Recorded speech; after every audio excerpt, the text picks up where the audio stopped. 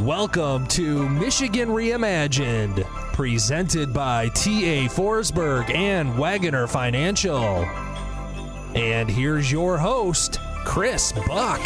So home ownership and deciding when and how to take that plunge can be complicated, and you need an expert to help you navigate the trends and strategies. Here to share some thought starters and up-to-the-date information is the owner of Keller Williams Advantage and Team, Mr. Chris Silker. Welcome back to the show, Chris. Thank you so much. Glad to be here. Absolutely. So, I know you've been on before, and for those who haven't archived or heard your other messaging, let's start a little bit with how you got involved in the real estate industry to begin with. Sure. So I started out my professional career as an educator in teaching and had always intended on investing in real estate as a supplemental source of income for my family to meet my wealth goals and determine the experiences that I wanted my family to have.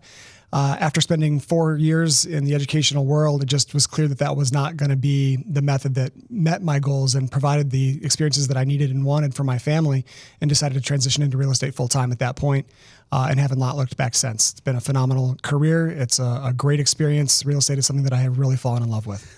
And I honestly, as a guy who's purchased a couple of homes in his lifetime, education is something that a realtor needs to do, right? I mean, that's kind of what it's all about. So having an education background and then dealing with people trying to navigate this process, you're teaching them kind of how to understand this game and how to play it. So it's not like your education techniques have been lost in the fray. No, that's 100% correct. The one thing that's guaranteed in real estate, like most businesses, is that change is going to happen. Right. You have to stay a lifelong learner. You have to be invested and love the process and love the journey of following information and tracking systems and making the best predictions and creating and finding the best information possible to keep people informed so they can make good decisions. And then how you relay that information through the conversations and examples that you provide to your clients is paramount to a great experience. My goal is to always make sure my people have the best information possible so that they're making great decisions regarding real estate. Makes a lot of sense.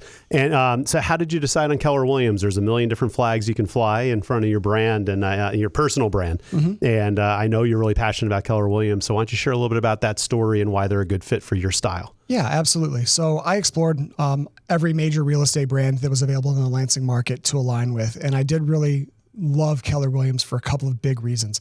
Number one was transparency of leadership, both in our local market center and at the national, international, global level. It's a privately owned company, so they're very swift, nimble. I did a lot of research around Gary Keller and his message, and I really felt a lot of personal alignment with his values and the values that he instills in his company. And that's still true today. And I think that that's probably the main reason. There are cheaper options for sure. There are other places that I could go that might cost me less, but I do understand and really value the experience and the leadership, the mentorship, and the opportunity to follow his big models to build my business around. Right. No, that makes a lot of sense. And commercial or residential real estate has been, for those who buy maybe one or two homes in their lifetime, maybe they're like, I'm not thinking about that. I have a house that I like and all that stuff. But there's so much data and ebbs and flows. I mean, you've got interest rate pressures and things that make things feel more opportunistic or maybe hold for now. And then you've got, it's a buyer's market. It's a seller's market. There's way too much inventory. There's not enough inventory. Population's growing, so there's pressure. Mm-hmm. The population's shrinking, so maybe there isn't as much pressure. Why, you talk about your education and understanding how the game is played. How do you stay up to date with all of those trends in order to deliver the best services to your clients? Well, there's a couple of different ways. So at the national level, we work a lot with the National Association of Realtors and their hired economists to keep us informed of data. Keller Williams, Gary Keller in particular, focuses an enormous amount of time, energy, effort around understanding the markets of both the United States, Canada, and the world. And he shares those with us at our family reunion every year, as well as in monthly updates. I have a real estate coach that is connected to the top minds and leaders in Keller Williams and in the industry that allows me to not have to spend as much time personally. We meet with him weekly to stay up to speed with what's happening in other markets around the country and what lessons can we learn from that to apply to our market to stay ahead of that curve. That's really vital. And then daily, I watch our market. I watch our hot sheets. I see what's coming on the market. I see what's coming off the market. Our MLS helps us track our trends every month. So we look at the rolling 12 of what our data looks like to have an idea of where we've been, to know where we're going. And that's really, really important to do. You have to really look at that daily. I have running spreadsheets that I put data into every single day to help me have a better idea of where we're going because I know where we've been. Right on. And we're recording this in early April of 2025. And, again, there's a lot of news about where we are in the pendulum. Where are we now? What kinds of things are creating uncertainty or certainty or pressures or making people want to go out? What are the factors that you're studying right now at this time in this system? Our market is still absolutely controlled by inventory or lack thereof. And inventory is primarily controlled by people's ability to transition from one home to the next. Right now, we're in a cycle of kind of a plateau, a hold, a wait and see. Remembering that through our COVID times, we had this convergence of all of these different influences that created this perfect storm of incredibly low interest rates, a lot of available inventory, maybe not comparative to a balanced market, but enough to meet demand. People were able to move very quickly. And also combined with those low interest rates, we had a lot of people refinancing into lower interest rates. So of the homeowners in America, the National Association of Realtors tells us or estimates that about 85% of homeowners in the United States between the years of 2020 and 2024 either bought a new home or refinanced their home and are therefore locked into an approximately 3% interest rate, or half of what our interest rates look like today, maybe a little bit less than half. Right. Right now, our historical interest rate over the last 50 and 100 years is right around 6.5% to 7%. So we're kind of par for the course. I do want to be careful though, because I want to be really empathetic and compassionate to those first-time home buyers or the people who really need or have to buy a home because life is making them right now. That doesn't really help them feel any better about it. Right. And that's okay. To say you're at historical average. Right. It really doesn't matter. What we really want to focus on is what is a good payment. We're going to talk a little bit more about budget in a minute. Yep. And the fact of the matter is very few people live in a home for 30 years and pay off a 30-year mortgage. That's just not how Americans have lived in the last 50 years. We transition and we move more often than that, on average every 11 years. And that average is coming down as the average home ownership age, first-time home ownership age rises. I think that number will come down a little bit even more because people are, for lack of a better way of explaining this, forced to buy a more compromised home. Okay. They're not getting as much of what they want for their dollar right now. And so I think that they're going to be moving more often as their incomes increase and as interest rates do eventually start to come back down. I do want to be clear, though, that interest rates are not going to come down a lot. Right. In fact, the Fed just met, and again, it's early April of 2025, and they just met and decided not to make a move. Is that correct? That is correct. The Fed does have an influence on mortgage rates, but it's not as much of an influence, particularly in today's economics, as we would traditionally think. The mortgage rate is independent, and it can fluctuate minute to minute, day to day. And it's really determined by risk. As there is perception of less risk in the market, interest rates come down because they want more money going out in a less risky way. In order for there to be less risk, we have to have diversification, meaning more people have to apply for mortgages. We're not going to have more people applying for mortgages until we have a lower rate. So we're kind of trapped in this cycle where rates are going to be really stagnant until something changes. And that change is either going to be, unfortunately, high unemployment that's going to slow down the market. Okay. Or an improving economic situation and incomes are increasing, and now that interest rate is not as much of a barrier, and now we have more opportunities. Got it. And you talked a little earlier about helping people with their budget, right? So just, I know you probably don't have a calculator in front of you, but how much of a difference is a monthly payment that was, say, at 3 or 3.5% versus today's 7%? Because really at the end of the day, you're going to talk to people who want to buy a home, and they might be first-time home buyers, and you're going to help them with the budget that you mentioned. And they're going to say, I can afford a $1,500 mortgage or whatever that number might look like. How much more house, basically, in a nutshell, can you get if it were a 3% rate versus a 7% rate? I mean, is that a bigger... Does interest count as a bigger portion of your principal when you talk principal and interest? Does that really knock down how much you can actually... Let's rephrase that question. Yeah, please help me with this, because you get what my question is. Basically. I understand. How much harder is it to get a house with a higher interest rate right now? Or how much less do you end up getting? You do get less house. How much less is kind of irrelevant because we're not going to ever go back to 3%. Right. It's just not going to happen. Good point. Okay, good. Yeah. So what I do want to focus on is, where are you right now? What are you paying right now? What are your goals for your life? What do you want your next 5, 10, and 15 years to look like and feel like? That's what really matters, because if you're renting right now, your interest rate's 100%. So you're throwing 100% of that money for a roof down the toilet. Now you get a roof, which is great, but you don't get any of that back. And what I really want people to focus on is, if I want to meet my goals for wealth accumulation, retirement, experiences, I have to get into an ownership situation. It is still by far and away the best way to start growing your wealth. If you're in a home with a low interest rate that's uncomfortable or doesn't meet your needs, right, moving sooner rather than later is always a better option. We are in this situation where rates are not going to come down much, and prices are going to continue to increase, albeit much more slowly than they have over the last 4 years. Okay. And so the longer you wait, the more it's going to cost in a principal purchase amount, and that rate's not going to be fluctuating a whole lot. So it's only going to be getting more expensive. The only reason you could possibly wait is if you're new to the profession, new to a career, and you're on a very quick upwards trajectory where you anticipate that your income is going to increase dramatically over the market, so that by waiting a year or two, you'll be in a better financial position to purchase. That's not the case for the vast majority of Americans. They really need to look at, what can I do right now to start getting into a home ownership situation so that I can have some forced savings, I can write off my interest rate on my mortgage, and I can get some appreciation from the market. Okay, so that makes a lot of sense to me. So for those people that are interested in buying their first home, there's really no value in waiting. Correct. I mean, that's pretty much a proven concept. That is a very proven concept. It is only going to cost you more and make that more difficult by waiting. Right. Because the I would imagine, like, the likelihood of what you buy's appreciation is pretty darn certain. It far outweighs. And the likelihood of interest rates going from, say, a 7% rate now down to 5% is very unlikely to happen. So there's no time like the present. Absolutely. Okay. What's your message to people who are in a house that is uncomfortable to them, but they're saying, I'm locked into a 3% interest rate, and so I don't want to undo that and buy the house that I really actually need, because then I'm back up to 7%. It's really important to meet with a professional and look at that situation very carefully.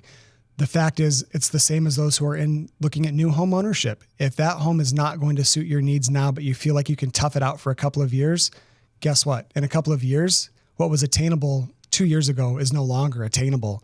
Now you really are stuck. And now you have a home that doesn't fit your needs, and now you're in a much worse situation. And so I really want to make it super clear to people that you need to look at what your opportunity cost is, what your costs are now, and evaluate what those options look like and feel like, so that you're making an informed decision. I'm not saying you should or shouldn't. Right. I'm saying it's so different from person to person, situation to situation, that you really need to have an expert opinion. You really need to be clear about what you want, what you need, what isn't working. Maybe it's you need to modify your home so that it works for your needs. And if you need to borrow money, what does that look like? If you don't need to borrow money, what does pulling it out of a market or retirement account look like? Does that change what your end of life decisions look like? Does that change what the last 10 years of your life looks like and feels like? You really, really, really need to meet and talk and really go through all of those different scenarios to have a clear picture. Clarity is power. And you really need to have that in order to be able to feel good about the decisions you're making to set you up for success later. And you're willing to have that conversation every single time. Right on. That's good, because I think there might be a perception. And again, I luckily have not had this perception through my personal experiences, but the perception can be residential real estate folks are just transactional. You know, it's like, unless you're going to transact with me, I'm busy with clients who are going to transact with me. And from my knowledge of you as an individual and as a business person, it seems like your heart's really in the right place to make sure that people have all the information they need. 100%. I won't say there aren't transactional agents out there. They certainly exist. There's 1,300 agents in Greater Lansing. I'm sure that there's more than a few of them that are transactionally motivated, and that's fine. But I do promise that the agents that I work with, the agents that I know that are very successful in my industry, particularly here in our market, every single one of us is here to serve our community. And through our service, we have opportunities to do business. But that service doesn't come without the willingness and the ability to meet with anyone at any time to discuss real estate and what's best for them. I would say in these situations where I'm meeting with people who are just asking these kinds of questions of, should I sell and move? Should I not sell and move? What do I really need to do? I probably talk 3 out of 4 out of transacting right now, because it's not what's best for them. They have the ability to make some different choices, but those 1 out of 4 that really do need to make a sale had no idea how dire their situation really was until going through that conversation. And because we had that conversation, we were able to pivot and make different choices and set their life up for a different trajectory. And that's really rewarding. Good for you. Well, if you want to get your affairs in order and make these kinds of decisions possible, I can't recommend enough the friends at Wagoner Financial. They offer a proven process for financial transformation, empowering individuals at all stages, whether you're just starting out, nearing retirement, or anywhere in between. Stop feeling unsure about your financial path. Wagoner Financial can help you undergo this financial transformation. Schedule a consultation today to discuss your individual needs and discover how Wagoner Financial can help guide you by visiting Wagoner-financial.com or call them at 517-853-3367. So how about, so you get my juices flowing. So if I've got some disposable income and I'm in a house that works for me, what's your message to people who are considering investment properties? There is no time like the present. There is always a great opportunity to find leverage and success through investing in real estate. You do need to do it carefully. Real estate is, in my opinion, the best vehicle for long-term wealth growth. There is nothing other. When you look at the wealthiest people in the world, it is absolutely proven, empirical evidence, wealth is generated through real estate. The number one way that millionaires and billionaires are created is through inheritance. The number two way is real estate. And the wealthiest people in the world got there through real estate. The benefits of cash flow, tax depreciation, market appreciation, write-offs, it's undeniable that that path is proven to succeed. It's also a path that is difficult and nuanced, and you have to have some expert guidance in that. You have to understand, am I able and willing to do the repairs and the work that that opportunity is going to bring for that return? Or do I need to leverage that? If you need to leverage that, which is fine, you'd have to be even more careful to make sure that you're getting a property that's going to cover the cost of that leverage. The one thing that is more difficult today than it might have been in the past, again, circles back to interest rate, is cash flow. Because it's a higher interest rate, if you're leveraging the cost of that property with a mortgage, you do need to make sure that you're still going to be able to get rents that cover that and cash flow with some excess to make sure that you've got room to stay profitable during vacancy or repairs, renovations, et cetera, on that property. Would an average residential real estate agent be able to help kind of navigate the process of that, or would you reach out to people, say like Wagoner Financial, to kind of help you build that model of return on investment and cash flow and that kind of stuff? I don't know that the average real estate agent could. A real estate agent that practices in investments and practices investing themselves can absolutely take you through that. And you should also leverage and get multiple opinions. I always recommend that my people speak with their financial advisor before speaking with me about an investment property, because I want to make sure that they have that disposable income, that aligns with the goals that they have and the timeline that they have. And a lot of times their financial advisor might be working on plans and based on assumptions and conversations that differ from where the client is when they're meeting with me. Sometimes we even meet together. It's really common that I meet with a client and their financial advisor, and we talk about what their overall goals are and how an investment fits into their portfolio. Sometimes we don't want to look at immediate cash flow, and we look at purchasing a property through a Nevada 401 so that they can defer that income and just keep it in an IRA and let it continue to grow. They're not touching it. They're not getting any immediate benefit from it, but it's a great vehicle for transferring that wealth on to another generation or setting up a retirement for success later through some tax deferred means that are possible. And a lot of people, the average real estate agent included, probably don't know how to do that. But agents that practice investing themselves and guide other people through those investments absolutely have those resources to right on. And you also probably need to figure out whether your municipality or that you're looking to buy the home in allows for rental. Correct. So particularly in the Lansing market, East Lansing is a really common question. I get multiple questions every week of why don't I own rental properties in East Lansing? Well, it's very difficult. There's a lot of regulation in that community because of the surplus of student housing that's available. Getting properties that currently have rental licenses is more expensive and more challenging. And you can't just go buy a home and throw a rental license on it in that community. It doesn't exist. That's not a path that's available. So many people get into trouble and get ahead of themselves trying to go down that path without the right information. Right on. You touched on it a little bit, but most of this conversation has been about advising the buyer, you know, to get out of rental and into home ownership and making sure they're making the right decisions. But you represent sellers as well, right? Absolutely. And you mentioned that you sat down with some sellers who were, kicking tires on whether they should change and all that stuff. Talk to me about how those conversations go. When you're engaged with someone who said, I think we're looking to sell our house, where do you start and what do you ask? Well, everyone has to have a home. And so the first question is, what's your plan? Where's the next opportunity for you? What's that look like, feel like? Sometimes it requires more conversation around setting that plan up for success. Sometimes they already have that plan in place. They're moving to a retirement or a second home that they've already owned, and that's already handled. When we get to the part of getting the home ready and on the market, pricing is the most important feature. Okay. There is no more important feature to a buyer than price and the values for the amenities and comfort that home provides. So we have to look at three different things when we're talking about price. We use our backlog data. So we look at real dollars for real homes in our local communities, school districts, what has sold like your home. That gives us the best idea of where we've been. Then we look at our markets. Where are we going? What's our seasonality of our market? What are your goals for when you need to be out of this house? And then we look at immediately before we list and we're setting that price within that week, we're evaluating what our competition on the market is. What are the homes that ready, willing, and able buyers are looking at and making choices around that we need to compete with? And how do we want that competition to go? Do we want to sell before them? Are they priced so low that we don't really want to compete with them? We're fine with those properties selling and being on the market a little bit longer. Those are the conversations that we have to make sure that we're setting up our sellers for the most success possible in the transaction that they're most likely to enjoy and get the best value for their home. Got it. And so getting pre-approved through a mortgage company, I would imagine, is also a starting point, right? For every buyer. To 100%. get a bandwidth as to what they can afford, right? So they're going to tell them what size their mortgage can be. Is that right? They're going to tell them what the maximum they can pay for a home is. We then have to go backwards and talk about what that payment looks like and how that's going to fit in their lifestyle and their goals. Got it. And so I would imagine a lot of people are tempted to, they see that max number and say, okay, what can I get for that? How often do you advise people? I guess it probably depends person by person. It absolutely depends person by person, because for a younger person that's getting into a first-time home, it might be more acceptable to get 50% of your take-home income to going into the ownership and maintenance and operation of your home.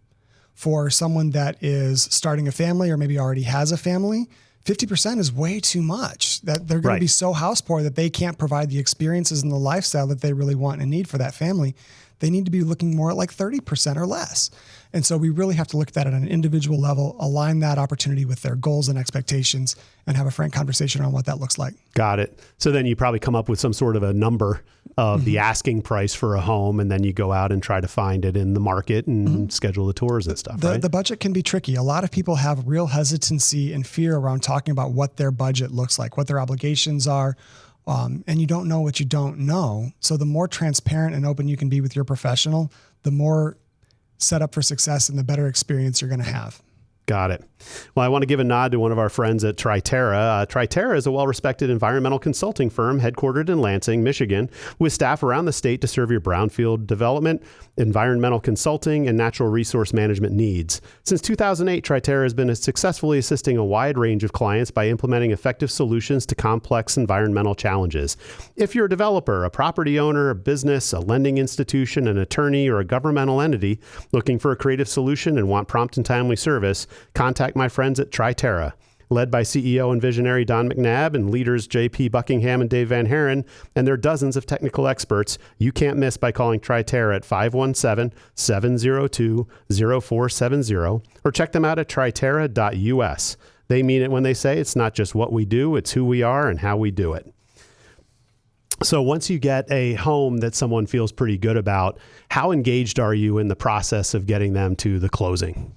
Very. I do have a team that helps me with that. I have a virtual coordinator named Jaja who works with me out of the Philippines, who facilitates communication between the lender, the title company, the other agent, the client, and myself to make sure we are all up to speed on a daily basis. And I am still very, very involved. I attend every inspection.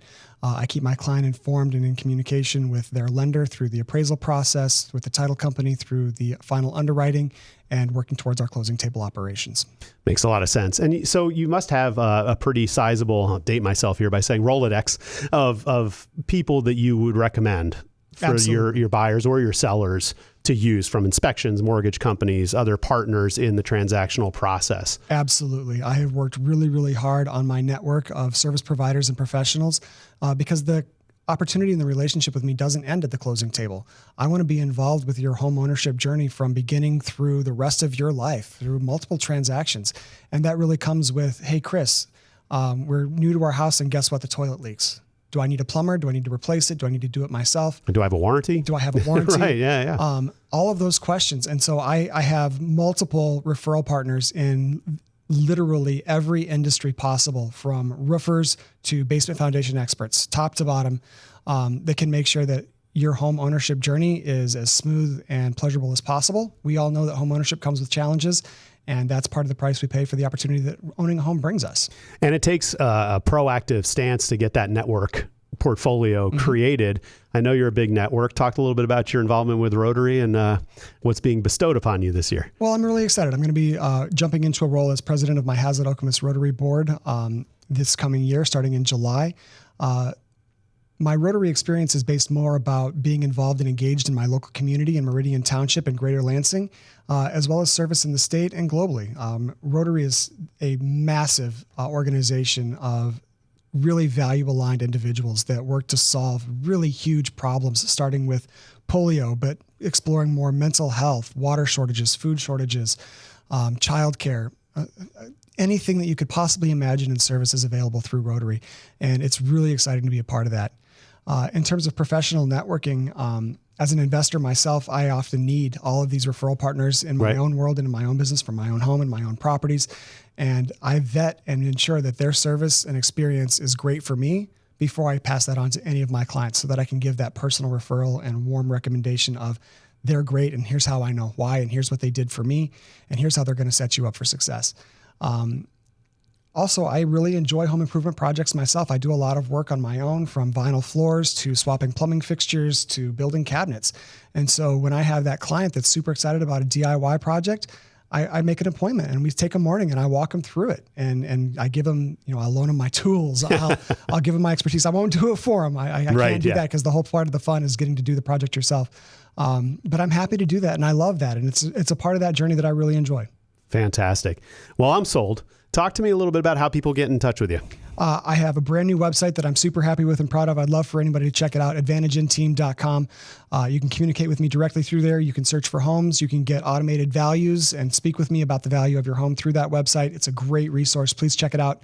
I also have a list of my vendors on that website. It's free. Please feel free to check it out. You do have to register. It just takes a name, email, and a phone number. You can also give me a call, 517-242-9251, or visit me on Facebook at Advantage in Team. AdvantageInTeam.com. Correct. Fantastic. Can't wait to see the new website. Check it out, please. Fantastic. Excellent. Any other parting comments or recommendations or messages of wisdom for our buyers and sellers out there? I think the biggest thing I can say is, if it's not me, find a professional that you know, trust, and is going to set you up for success, and really have those in-depth communications, those conversations, really get clear about what your goals are, and be open and transparent to set yourself up for success. Excellent.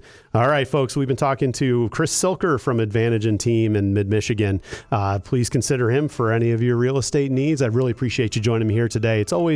There's so much energy around this space, and I'm really glad to hear from an expert as to what the best paths are. It's an honor to be here. Thank you. Awesome. And I'd like to give a final shout out to all my loyal sponsors: the Forsberg Real Estate Company, Wagoner Financial, Triterra Environmental, Good Marketing, Michigan Rise, and the attorneys at Foster Swift. All fantastic people worth the call. And if you found this show as a one-off, I remind you to follow and subscribe to Michigan Reimagined on YouTube, Facebook, Apple Podcasts, Google Podcasts, Spotify, iHeartRadio, pretty much anywhere you find your podcasts. This is Chris Buck signing off from Michigan Reimagined.